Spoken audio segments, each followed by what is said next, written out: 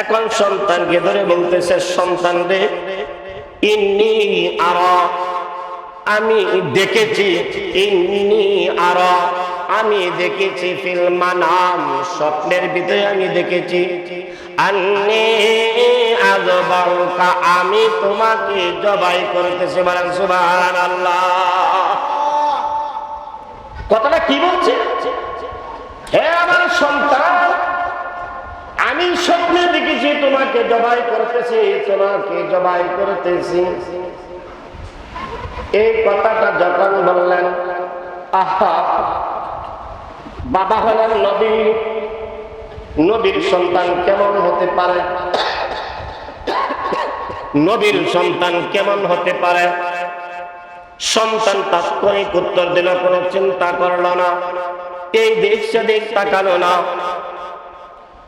হযরতে ইসমাঈল আলাইহিস সালাতু ওয়াস সালাম বললেন, ক্বালা ইয়া আবাতি ফাল মা তু'মারু সাতাজিদুনি ইনশাআল্লাহু মিনাস সাবিরিন। বলেন আল্লাহু আকবার। আমাদের সন্তান হইলে বললে, বাবা তুমি এটা কি বলছো? দীর্ঘদিন পরে তোমার সাথে সাক্ষাৎ হয়েছে, আজকে তুমি আমাকে জবাই করার জন্য পরিকল্পনা করতেছ, পলায়ন করার জন্য হাজার চেষ্টা করছো, আশেপাশের মানুষকে ডেকে জোগাড় করতো, ঠিক না বেটি? কিন্তু না না না, সন্তান তাৎক্ষণিক তিনি উত্তর দিয়ে দিলেন, আব্বা গো, আপনি যা স্বপ্নে দেখেছেন তা বাস্তব, কিন্তু আমার একটা আবদার আছে, আমার একটা আবদার আছে, আপনি আমার এই আবদারটাকে রক্ষা করবেন বাবা। এখন বাবা বলতেছে, বাবা কি? বের হয়ে মসজিদের সম্মুখে সিঁড়ির মধ্যে দাঁড়াইয়া তিনি বলতেছেন, না তোর কথা মানি না। মসজিদে নামাজ পড়ে বের হয়ে, আসরের নামাজ বের করে মসজিদের সিঁড়ির মধ্যে দাঁড়ায় থেকে বলতেছে, তুই আমার খোদা না, তোর কথা মানি না। আরেকজন মুসল্লি আওয়াজ, কি আশ্চর্যের কথা, তুই আমার খোদা না। মাত্র মানুষটা মসজিদ থেকে নামাজ পড়ে বের হইল, বের হওয়ার পর এখন মসজিদের সামনে সিঁড়ির মধ্যে দাঁড়ায় থেকে বলতেছে, তুই আমার খোদা না, তোর কথা মানি না। আরেক মুসল্লি এই কথাটা জিজ্ঞাসা করল, যে মুরব্বী আপনি কে বলতেছেন তুই আমার খোদা না, তোর কথা মানি না? মুসল্লি বলতেছেন, আমি যখন মসজিদের ভিতরে ছিলাম, আমার মনে বড় আশা ছিল, আমি আসরের নামাজটুকু পড়ছি, একসাথে মাগরিবের নামাজটুকু পরে আমি কি করব, মসজিদ থেকে বের হব। কিন্তু মনের ভিতরে আমাকে শয়তানে এমন ভাবে আঘাত করতেছে যে মসজিদ থেকে বের হও, মসজিদ থেকে বের হও। কারণ মসজিদে যখন মানুষ ঢুকে, শয়তানে তাকে ধোঁকা দিয়ে মসজিদের বাহিরে নিতে চেষ্টা করে, কিন্তু আমি পারতেছিলাম না। মসজিদের বাহিরে আইসা আমি বলতেছি, হে শয়তান, তুই আমার খোদা না, তোর কথা আমি মানি না। কিন্তু বাস্তব দৃষ্টিতে শুনতে গেলে কথা কি বোঝায়? তুই আমার খোদা না, তোর কথা আমি মানি না। বর্তমান আমাদের পিছনে শয়তান, আলেম হোক, মূর্খ হোক, শিক্ষিত হোক, অশিক্ষিত হোক, শয়তান আমাদেরকে চতুর্পার্শ্বে বেষ্টনী করে রেখেছে।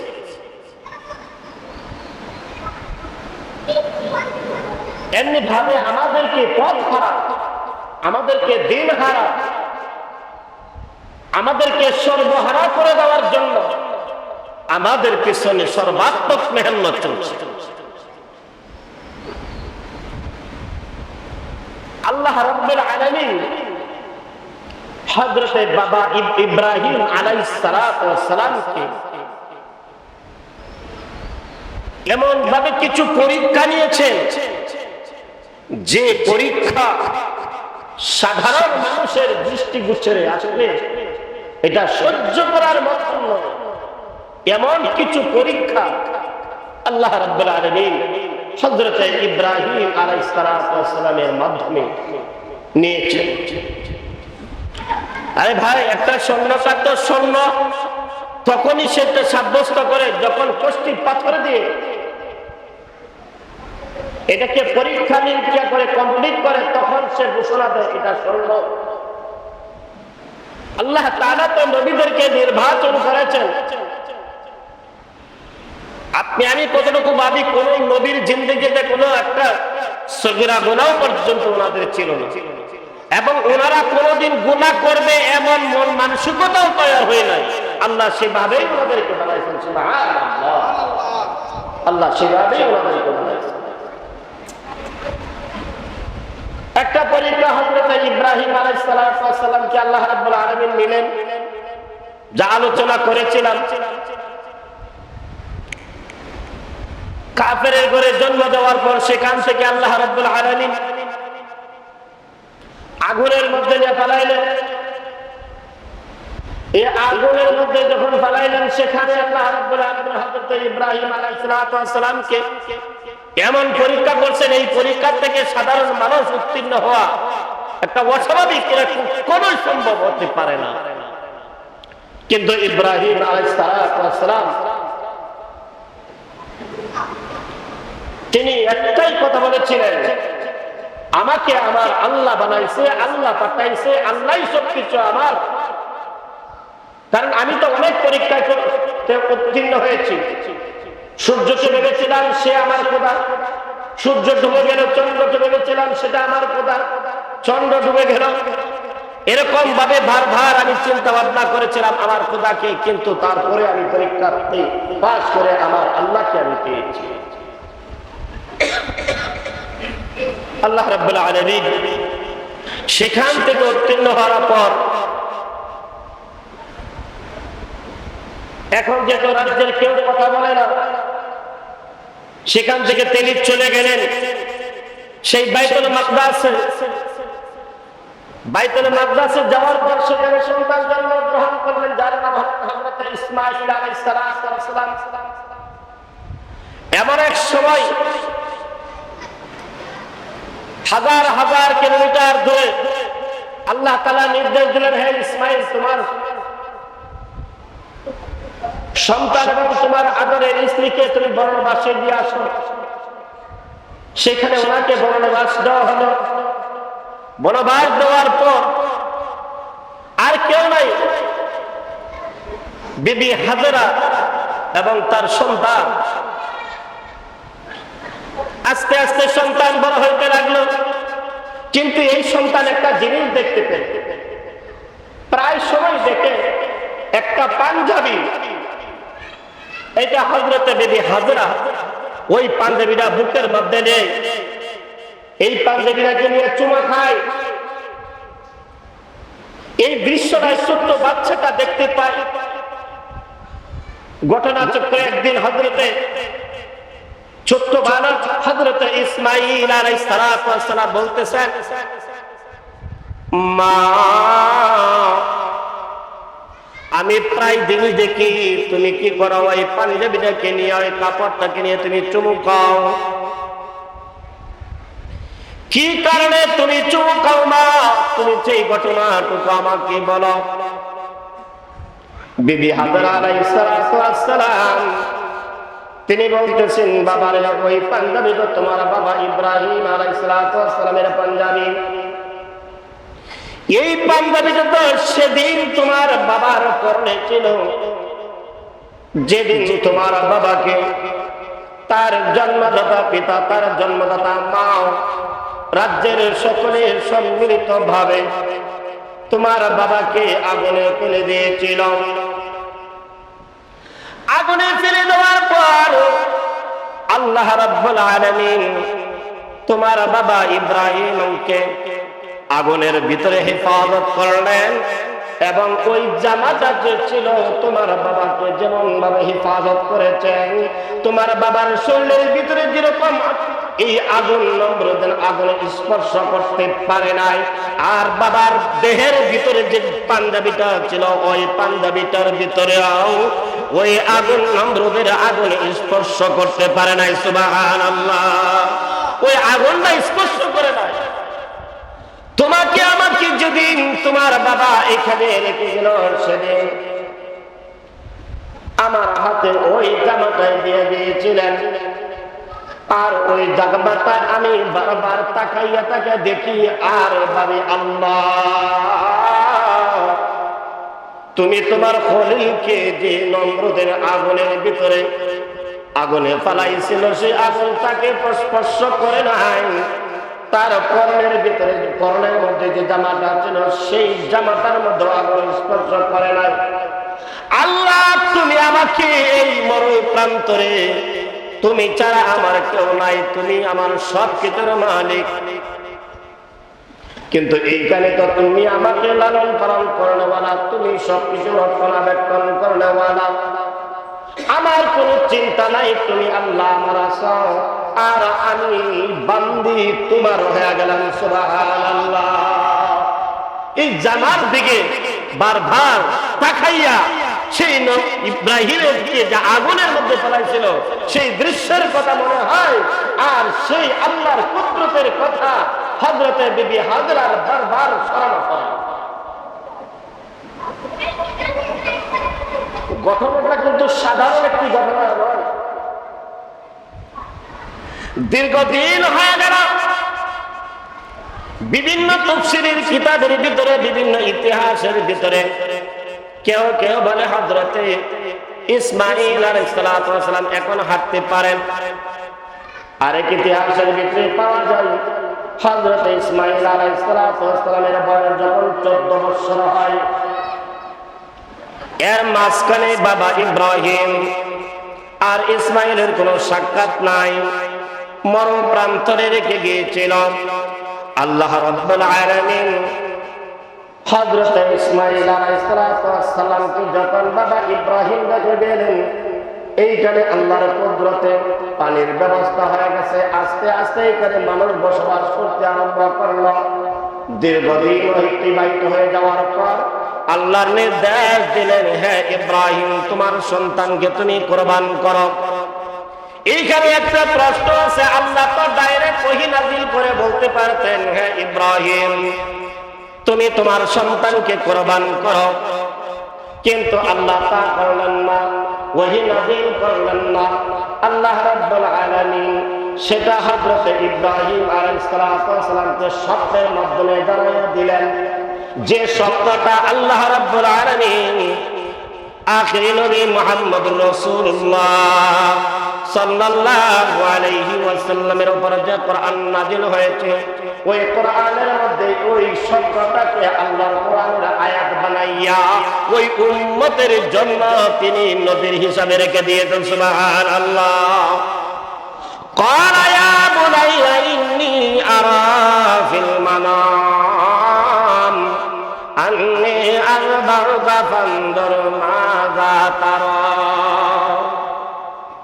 এই শব্দের মাধ্যমে আল্লাহ তাআলা হযরত ইব্রাহিমকে আল্লাহ তাআলা জানিয়ে দিলেন নবীদের স্বপ্ন। স্বপ্ন হলো তিন প্রকার, একটা হলো কিয়ালি, আরেকটা হলো শয়তানি, আরেকটা হলো বাস্তব স্বপ্ন আল্লাহ তাআলার পক্ষ থেকে ইলহাম।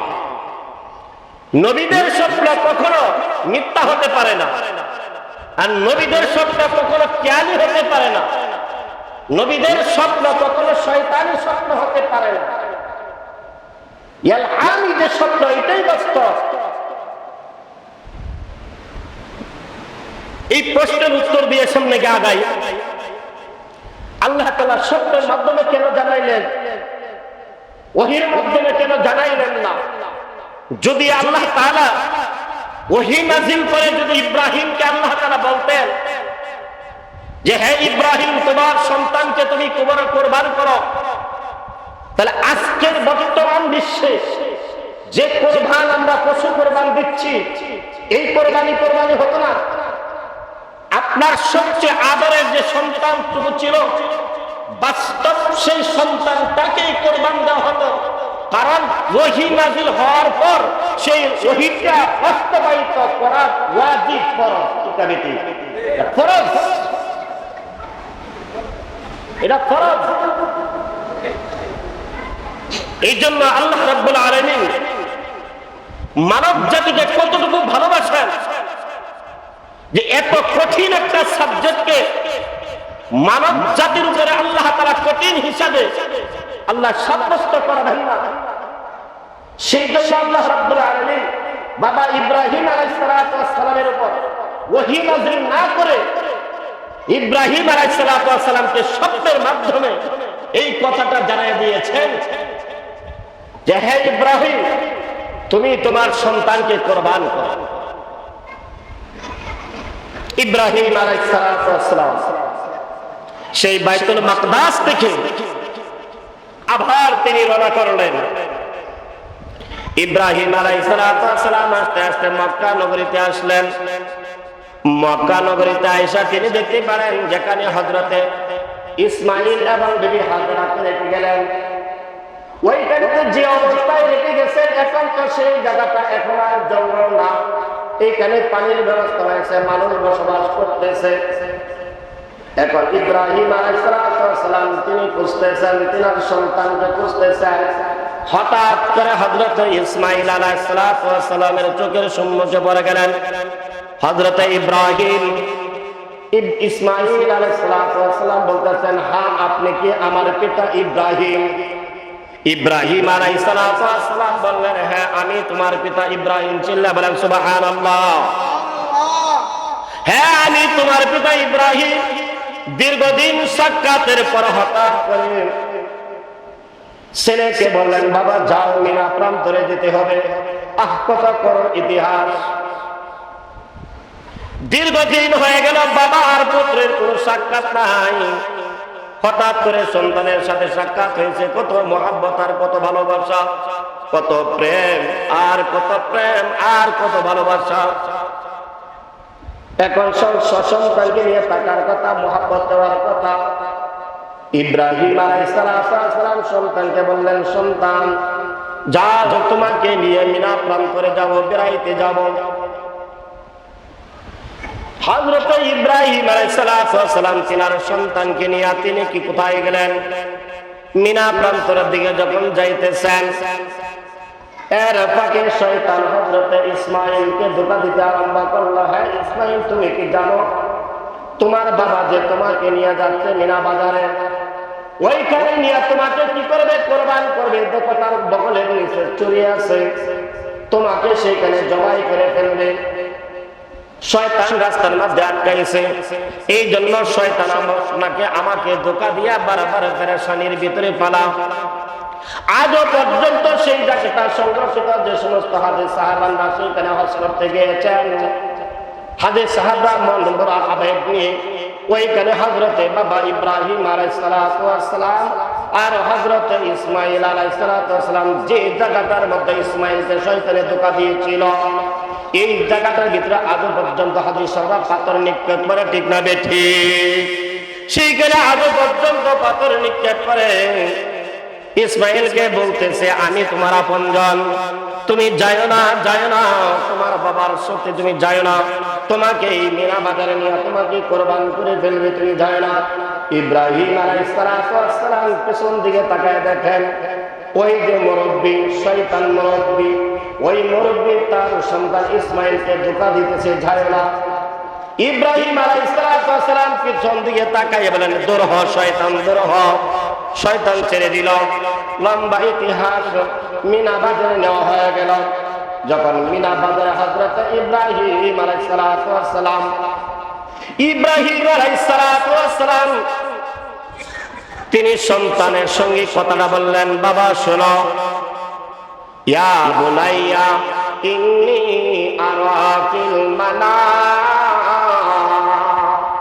ও আমার সন্তান, ও আমার সন্তান। কেমন সন্তান? ছোটবেলায় বনবাসে দিয়ে গেছিল, ছোটবেলায় বনবাসে দিয়ে গিয়েছিল, একেবারে কোলের সন্তানকে রেখে গিয়েছিল। এখন আস্তে আস্তে সন্তান বড় হয়েছে, মায়ের কাছ থেকে আসে, মিনা বাজারে বেড়াইতে আসছে। এখন সন্তানকে ধরে বলতেছে, সন্তান রে ইন্নী আরা, আমি দেখেছি, ইন্নী আরা, আমি দেখেছি, ফিল মানাম, স্বপ্নের ভিতরে আমি দেখেছি, আন্নী আযবাহুকা, আমি তোমাকে জবাই করতেছি। বলেন সুবহানাল্লাহ। কথাটা কি বলছে? হে আমার সন্তান, আমি স্বপ্নে দেখেছি তোমাকে জবাই করতেছি, তোমাকে জবাই করতেছি। এই কথাটা যখন বললেন, আহা, বাবা হলেন নবী, নবীর সন্তান কেমন হতে পারে? নবীর সন্তান কেমন হতে পারে? সন্তান তাৎক্ষণিক উত্তর দিল, কোনো চিন্তা করলো না, এই দিক সেদিক তাকালো না। হযরতে ইসমাঈল আলাইহিস সালাম বললেন, ক্বালা ইয়া আবাতি ফাল মা তু'মারু সাতাজিদুনি ইনশাআল্লাহু মিনাস সাবিরিন। বলেন আল্লাহু আকবার। আমাদের সন্তান হইলে বললে, বাবা তুমি এটা কি বলছো? দীর্ঘদিন পরে তোমার সাথে সাক্ষাৎ হয়েছে, আজকে তুমি আমাকে জবাই করার জন্য পরিকল্পনা করতেছ, পলায়ন করার জন্য হাজার চেষ্টা করছো, আশেপাশের মানুষকে ডেকে জোগাড় করতো, ঠিক না বেটি? কিন্তু না না না, সন্তান তাৎক্ষণিক তিনি উত্তর দিয়ে দিলেন, আব্বা গো, আপনি যা স্বপ্নে দেখেছেন তা বাস্তব, কিন্তু আমার একটা আবদার আছে, আমার একটা আবদার আছে, আপনি আমার এই আবদারটাকে রক্ষা করবেন বাবা। এখন বাবা বলতেছে, বাবা কি তোমার আবদার আছে? সেই তোমার আবদারটুকু বলো। বাবা গো, আমি যে আজকে মীরা প্রান্তরে কুরবান হব, আমি যদি বেঁচে থাকতাম তাহলে আমার মার কাছে আমি যাইতাম, কিন্তু আমার মা তো আজকে থেকে আমাকে আর পাবে না, আমাকে আর কোনোদিন দেখতে পাবে না। তুমি যখন আমাদেরকে এখানে রেখে গিয়েছিলে তখন দেখতাম বারবার তোমার জামাটাকে নিয়ে আমার মা চুমকাইতো, বারবার তোমার জামাটাকে বুকে জড়াইয়া ধরত, বারবার তোমার এই জামাটাকে মা বুকে নিয়ে শুয়ে থাকতো। বাবা তোমার কাছে আমার কি আবদার, আমাকে তুমি জবাই করবা, আমার যে পরনের জামাটা আছে জামাটা খুলে ফেলো, আমার জামাটার ভিতরে যেন কোন রক্তের আশ্রয় না ধরে, আমার এই জামাটাকে খুলে আমার মায়ের কাছে পৌঁছিয়ে দিবা। আমার মা এই জামাটা দেখে দেখে আমি ইসমাইলের কথা স্মরণ করবে। মা তোমার বাবা তোমার কাছে আর কোনো দাবি নাই, আর কোন তোমার কাছে আমার কোনো আবদার নাই।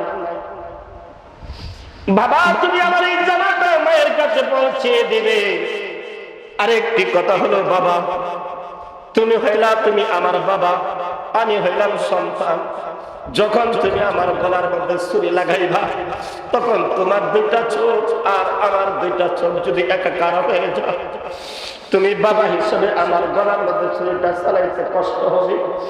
বাবা তুমি আমার নিশ্চিত করে শোয়াইও, উঠ করে শোয়াইও, যখন তোমার চেহারাটা যেন আমার চেহারার সাথে একাকার না হয়, তুমি যেন আমার চোখের দিকে তাকাইয়া তুমি দয়াবান না হয়ে যাও, তাহলে তুমি আল্লাহ যে তোমাকে স্বর্ণশুভ দেখাইছে, আল্লাহর কাছে যে আমি কোরবান হবে এটা আর বাস্তবায়িত হবে না। আল্লাহু আকবার। কত বড় পরীক্ষা, কত বড় পরীক্ষা! এই সন্তানটা তার বাবাকে বলতেছে, বাবা তোমার চোখগুলি তুমি বেঁধে নিও, আমার চোখগুলি তুমি বেঁধে নিও, তুমি যেন আমার দিকে না তাকাও, আমি যেন তোমার দিকে না তাকাই। জামাটা খোলা হলো, জামাটা খুলিয়া এক পাশে রেখে দিল। ইব্রাহিম আলাইহিস সালাম সেই স্বপ্ন বাস্তবায়িত করার জন্য, ইব্রাহিম আলাইহিস সালাম সেই স্বপ্নটাকে বাস্তবায়িত করার জন্য ছুরি হাতে নিল।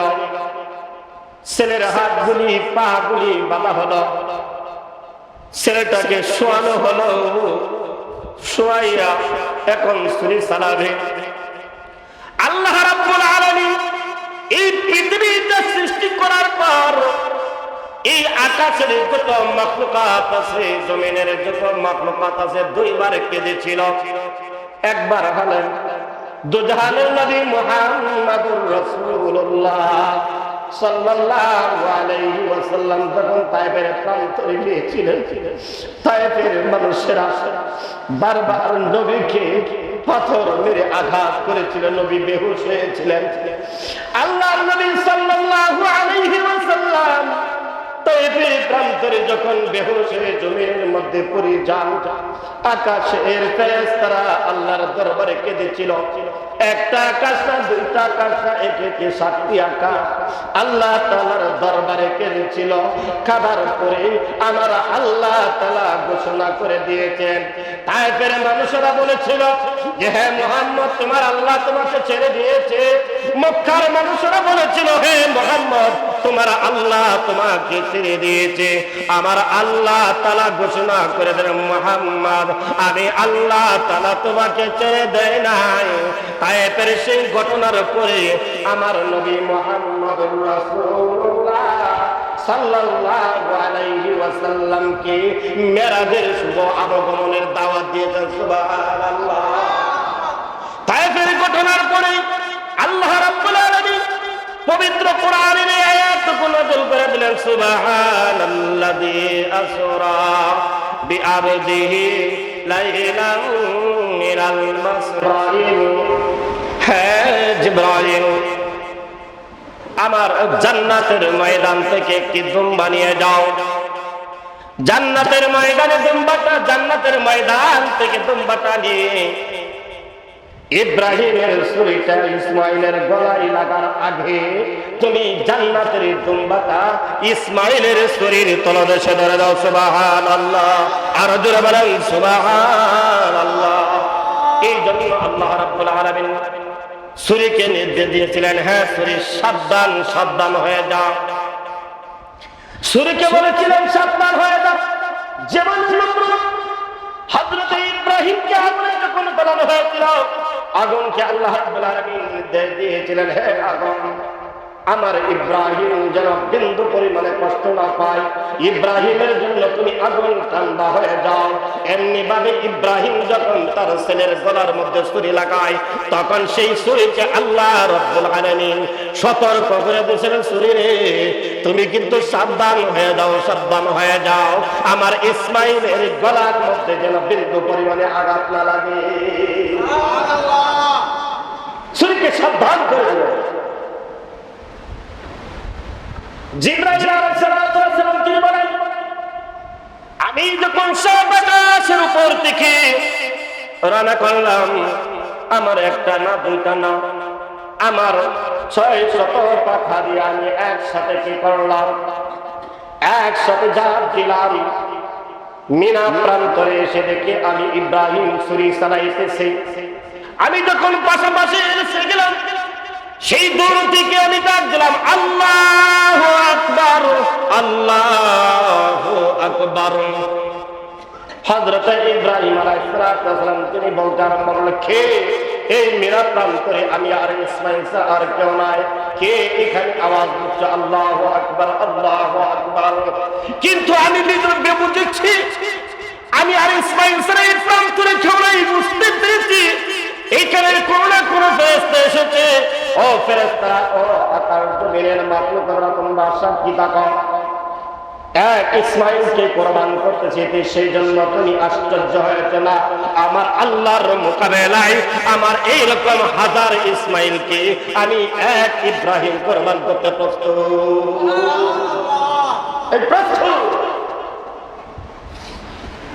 হযরত জিবরাইল আমিন এই দিক দিয়ে হযরত ইব্রাহিম ছুরি চালাইলেন, আর হযরত জিবরাইল আলাইহিস সালাম এসে এই ছুরির নিচে জান্নাত থেকে যে দুম্বাটা নিয়ে আসছিলেন, ওই দুম্বাটাকে ধরে দিলেন। দুম্বা কোরবান হয়ে গেল। ইসমাইল আলাইহিস সালাম তিনি কি করলেন, পাশে দাঁড়াইয়া গেলেন। কোরবানি কমপ্লিট হয়ে গেল।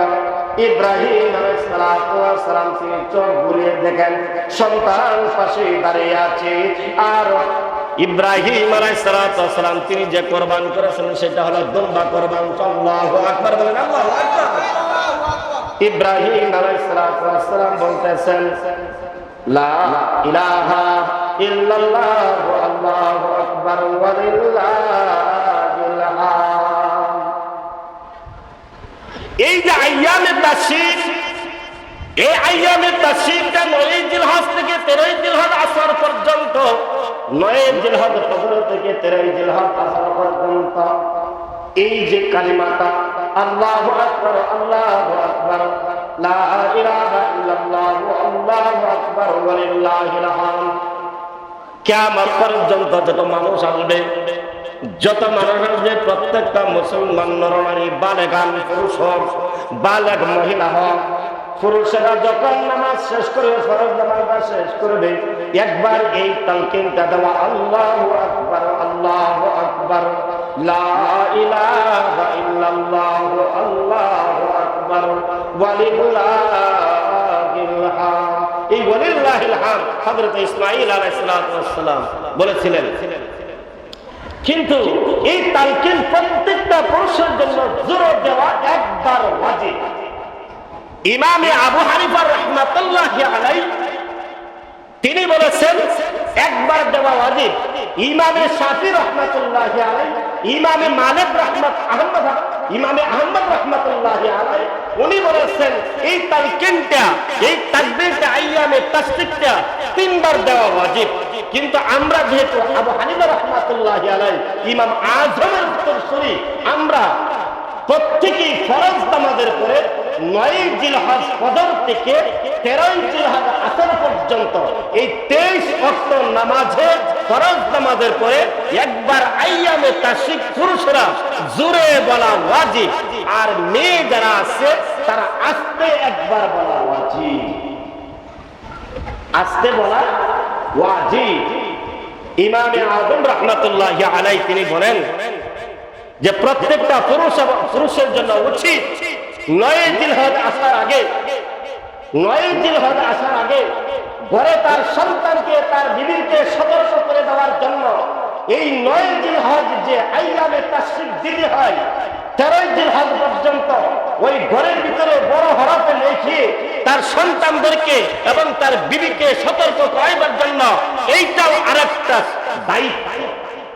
যদি মনে না থাকে, ইমামে আযম রাহমাতুল্লাহি আলাইহি তিনি কিতাবের মধ্যে এই কথাটা লিখেছেন। তাহলে আমরা সকলেই মাঝখান থেকে এই কথাটা আমরা বুঝে নিই।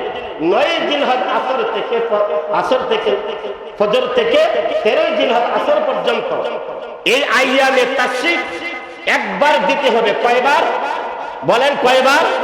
তাকবীরটা কি?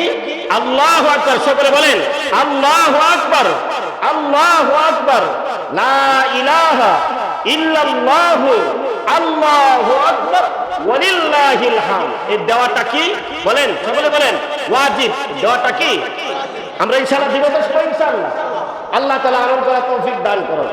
এখানে কুরবান হয়ে গেল। তারে ইসমাঈল আলাইহিস সালাম বলেছিলেন, বাবা যখন আমি কুরবান হয়ে যাব, আমার কাপড়টা নিয়া আমার মায়ের কাছে দিবা। আমার মা ওই কাপড়টা বুকে জড়াইয়া ধরবে, বুকে জড়াইয়া ধরে আমার কথা স্মরণ করবে। বাবা গো, আজকে যদি হযরত ইব্রাহিম আলাইহিস সালামের চুরির নিচে ইসমাঈল আলাইহিস সালাম কুরবান হয়ে যাইতেন, তাহলে আপনার আমার অবস্থাটা কি হয়ে যেত? ঠিক না বেটি? আল্লাহ তাআলা কত বড় দয়াবান, আল্লাহ তাআলা কত বড় মেহেরবান। আল্লাহ তো আপনাকে আমাকে দয়া করে, মায়া করে, মুহাব্বত করে জান্নাত থেকে আপনার সন্তানকে বাঁচাইবার জন্য, আমার সন্তানকে বাঁচাইবার জন্য, আমার সন্তানকে মুহাব্বত করতে যাইয়া, আপনার সন্তানকে মুহাব্বত করতে যাইয়া জান্নাত থেকে বোম্বা পাঠাইয়া আপনার সন্তানকে আল্লাহ তাআলা হেফাজত করে এই বান্দার জন্য পশু কুরবানি ওয়াজিব করে দিয়েছেন। এটা না হয়তো যদি ইসমাঈল কুরবান হইয়াই বলতো, তাহলে আমাদের সন্তানগুলি কুরবান দিতে অনেক কষ্টদায়ক হবে। ঠিক না বেটি? কয় নম্বর হতো যে তার সন্তানটাকে কুরবান দিবে। আল্লাহ তার বান্দাকে কতটুকু ভালোবাসে, আল্লাহ তার বান্দাকে কতটুকু মহব্বত করে। এখন যে সমস্ত ভাইরা আছেন আপনারা কুরবানি দিচ্ছেন না, কিন্তু আপনারা আবার মাসআলাটা শোনেন।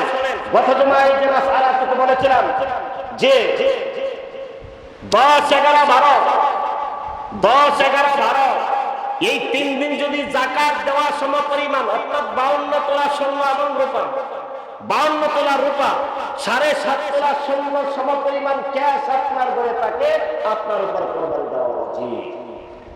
সহজ মাসালা।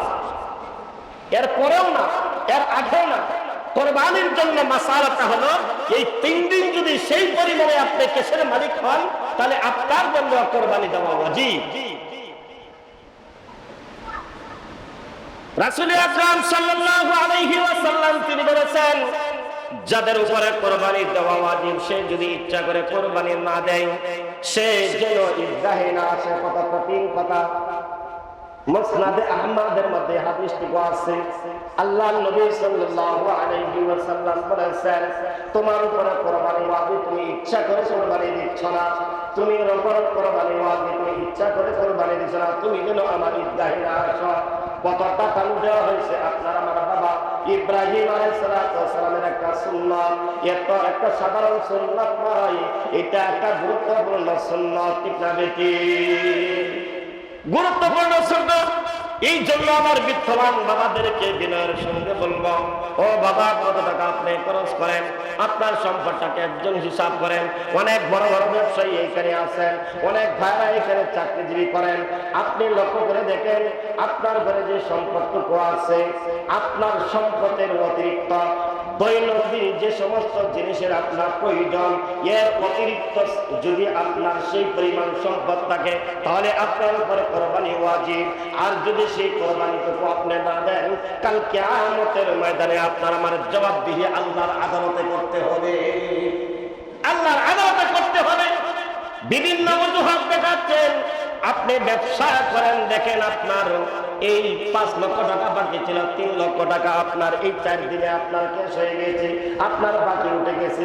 আপনি কি এই সম্পদের মালিক হয়েছেন কিনা আপনি হিসাব করেন। কারণ আপনার হিসাব তো আমি করবো না, আপনার হিসাব তো আপনার দিতে হবে।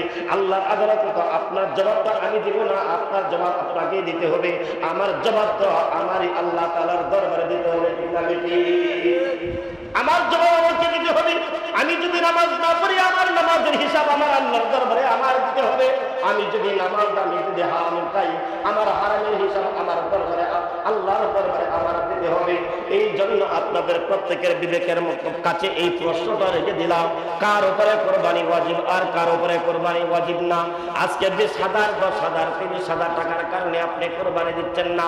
আপনি 1 বছরের একটা ছাগল কিনে এনে আপনি কোরবানি দেন, বড় বড় ষাঁড় কোরবানি দিতে হবে, এটা তো সত্য না। ঠিক না বেটি? ষাঁড় কোরবানি দিতে হবে, এটা সত্য না। আপনার ক্ষমতা আছে 10,000 টাকার একটা ছাগল কিনবেন, কিনেন একটা 10,000 টাকা ছাগল কিনে আপনি কোরবানি দেন। আল্লাহ তাআলা তো আপনার মন চায়, আল্লাহ তো এত বড় শান চাই নাই। আল্লাহ কি চায়? মন চায়। কোরবানির শর্ত কয়টা বলছিলাম? 4টা। কোরবানির শর্ত কয়টা মনে আছে নাকি? ওয়াদা মনে আছে? কোরবানির জন্য শর্ত হলো 4টা। এই 7 শর্তের ভিতরে এক শর্ত হলো যে আপনার অন্তরটাকে আল্লাহর জন্য অর্পণ করতে হবে। যেরকম ভাবে হযরতে ইব্রাহিম আলাইহিস সালাম এবং হযরতে ইসমাঈল আলাইহিস সালাম এক চিত্তে এক চিন্তায় কোন চিন্তাও করলেন না, আল্লাহর জন্য হযরতে ইসমাঈল আলাইহিস সালাম প্রস্তুত হয়ে গেলেন। ফানজুর মাযা তারা, তাৎক্ষণিক বলে দিলেন, বাবা তোমার উপর যে নির্দেশ আসছে সেই নির্দেশ তুমি কার্যকর করো। আল্লাহ তাআলা আপনাকে আমাকে সেইভাবে এই কোরবানির বিধানগুলি মেনে চলে আল্লাহর বিশেষ একটা হুকুম পালন করার মতন তৌফিক দান করেন। সকলে বলি আমিন। এখন আসুন, এই মসজিদের সংলগ্ন থেকে ইনশাআল্লাহ আমরা ঈদের জামাত করি। ঠিক না বেটি? ঈদের জামাত করি। তাহলে ঈদের জামাতটা কয়টা বললে? গত বছর আমরা কয়টা বলছিলাম? 8টা। তো এই বছরে 8টাই দিই নাকি বলেন?